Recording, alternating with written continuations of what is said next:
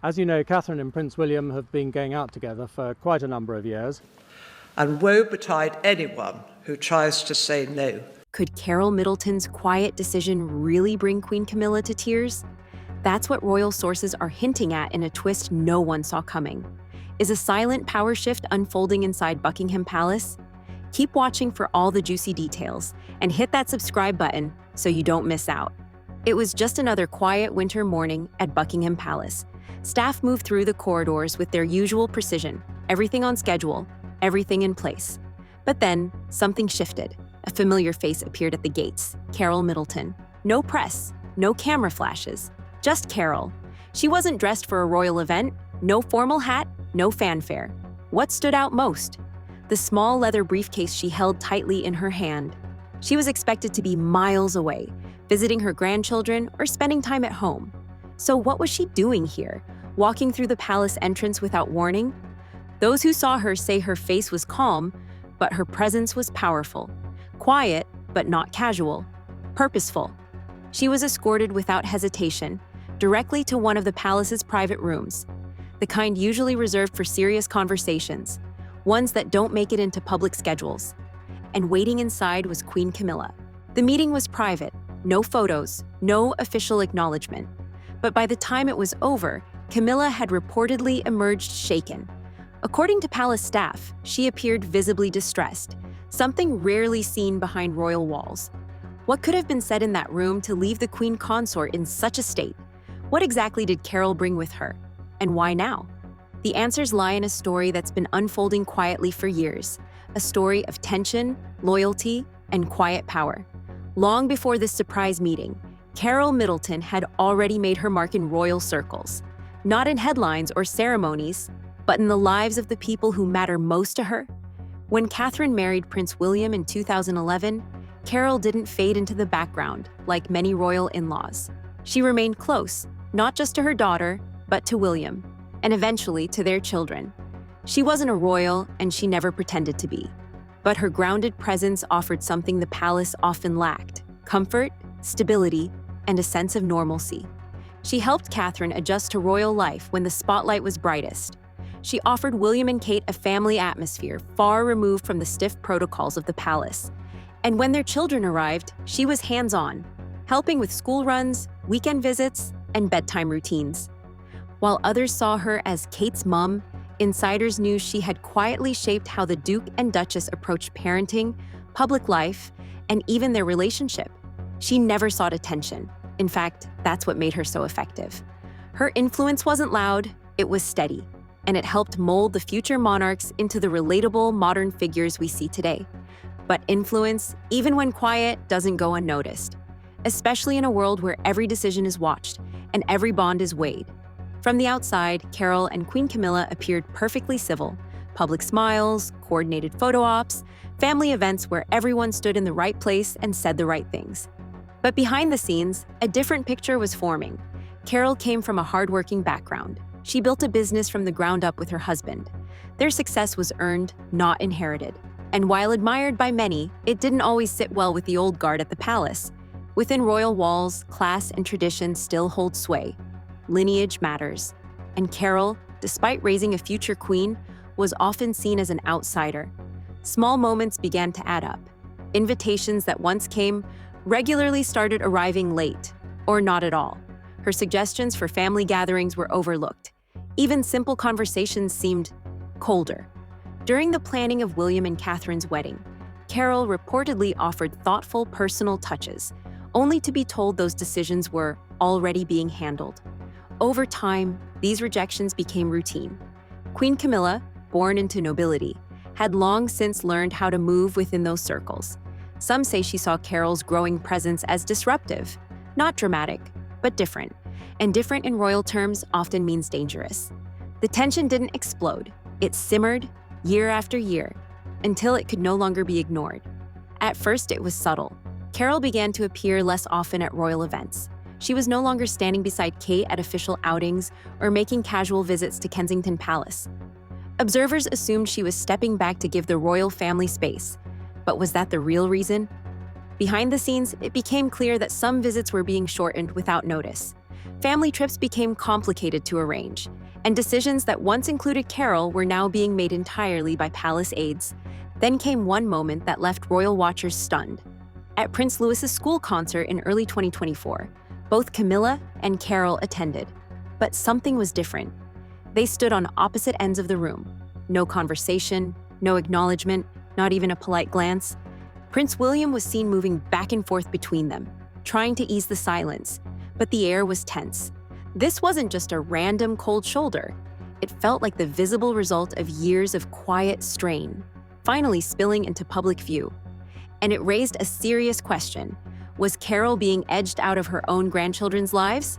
And if so, why? Which brings us back to that February morning.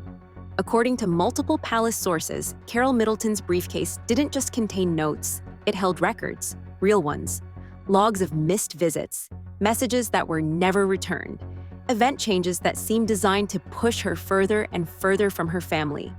Even financial data, shifts in property responsibilities, travel arrangements, and reassigned staff. It was a quiet collection of moments. On paper, they looked harmless, but together they formed a pattern. And at the center of that pattern, allegations that Queen Camilla had gradually supported decisions that made Carole's royal involvement more difficult. Not openly, not aggressively, just effectively. Camilla reportedly left the room in tears that day. Staff noticed she canceled engagements for nearly 2 weeks afterward.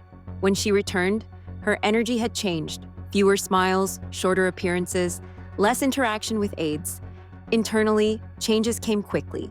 Senior staff were brought back into meetings. Some events were postponed. Whispers of a shift began circulating through the halls. But Carole said nothing publicly. She never made a statement. She never gave an interview. She simply walked out of the palace, leaving behind a ripple that no one could ignore. While Camilla stepped back, Princess Catherine stepped forward. No grand announcement, no titles changed, but her presence, it was undeniable. Her royal schedule quietly expanded. She began attending more engagements, some previously led by senior royals. Even more notably, her office was moved. Not to a fancy suite, but to one very close to King Charles's. In royal architecture, space matters. Offices near the monarch mean access and influence. William, always protective of his wife, began turning to her more during internal meetings. Courtiers noticed how often he would pause and look to Kate for confirmation or input before making decisions. Even her public image subtly shifted. Her fashion choices grew more relatable. Re-wearing outfits, mixing affordable brands with designer pieces, social media content felt more relaxed, more human.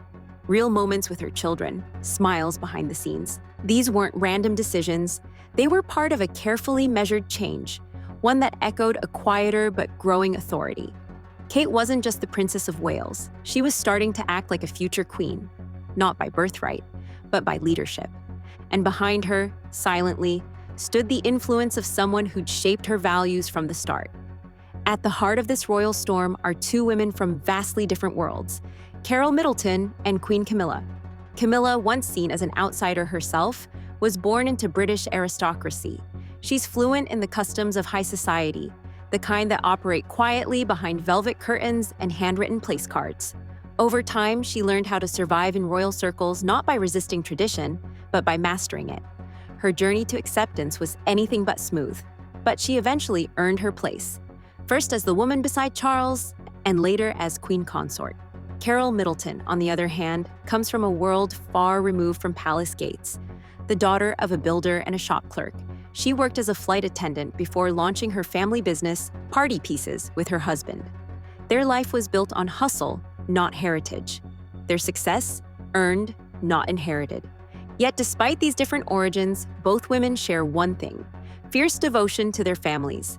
They've each fought, in their own ways, to protect and guide the next generation.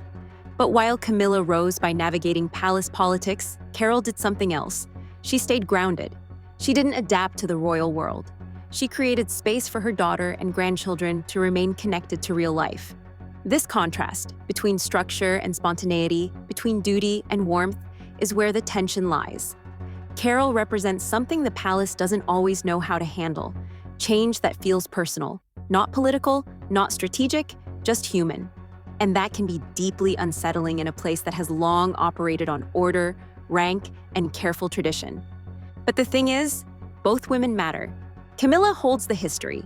The monarchy she represents is about legacy, structure, and continuity. It's about knowing the rules and surviving by them. Carole, meanwhile, holds the present. She brings a touch of the everyday into a family that often feels distant from it. She's a reminder that raising children, offering emotional support, and being available without agenda are forms of leadership too. That's where the true quiet power lies.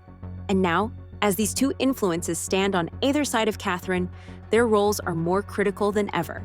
Imagine what it's like for Princess Catherine. She's not just balancing her public responsibilities as the future queen. She's navigating two powerful maternal figures, both pulling in different directions. One urges tradition, the other trust. One champions legacy, the other relatability. Catherine stands between two generations, between what the monarchy has always been and what it needs to become. And she's doing so with grace, intelligence, and an ability to listen. Perhaps the greatest strength she inherited from Carole was the power of patience, to act, not react, to lead without pushing. In many ways, this isn't a rivalry. It's a reflection of the royal family's larger challenge: how to hold on to tradition while still evolving to reflect the world outside the gates. And that challenge is playing out not in grand gestures, but in quiet choices, like who's invited to tea, who helps with school drop-offs, who gets consulted before public decisions are made. These things may sound small, but in royal life, they speak volumes. The royal family doesn't just run on ceremony, it runs on influence. And that influence is often passed silently, through relationships, through trust, through respect. Carole Middleton may never hold a title, but her actions have already shifted the balance in ways that can't be ignored. Her quiet strength, her refusal to demand attention while still refusing to be sidelined, has created space for Catherine to lead not just as a royal, but as a person. And that might be the biggest transformation of all. Camilla, for all her resilience, now finds herself adjusting to a new dynamic, one where tradition alone may not be enough to maintain her place of influence. She's still queen, but the world around her is changing, and quickly. And Catherine, she's not asking for power, but somehow she's earning it, through presence, through choices, through empathy. This moment isn't about crowns, it's about character. And the question now is, can the royal family embrace both tradition and transformation at once?